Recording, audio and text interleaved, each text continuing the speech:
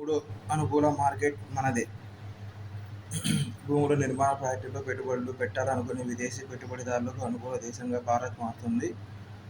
2024లో అంతర్జాతీయంగా ఇటువంటి పెట్టుబడుల్లో భారత్ మూడో స్థానంలో నిలిచిందని క్యాపిటల్ మార్కెట్లు పెట్టుబడుల సేవలు అందించే కొలియస్ వెల్లడించింది. ప్రపంచంలో స్థిరాస్తి పెట్టుబడులు ఎక్కువగా ఇక్కడే.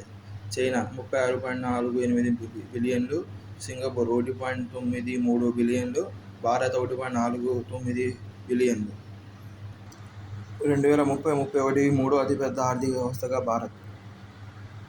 2024-25లో 6.7% వృద్ధి. S&P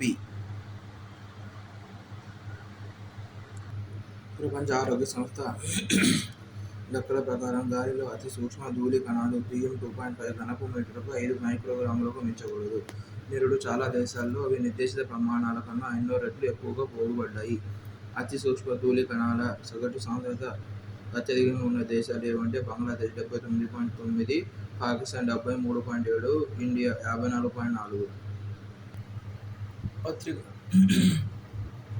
పత్రికల సర్క్యులేషన్ను మదింపు చేసి ధృవీకరించే audit bureau of circulations ABC చైర్మన్గా మలయాళ మనోరమకు చెందిన రియాద్ మాథ్యూ ఏకగ్రీవంగా ఎన్నికయ్యారు. 2024-25 సంవత్సరానికి ఆయన ABC చైర్మన్గా వ్యవహరిస్తారు. చీఫ్ అసోసియేట్ ఎడిటర్ అయిన మాథ్యూ మలయాళ మనోరమ గ్రూప్ డైరెక్టర్ కూడా. మాథ్యూ PTI వార్తా బోర్డులో కూడా 2009 నుంచి డైరెక్టర్గా ఉన్నారు.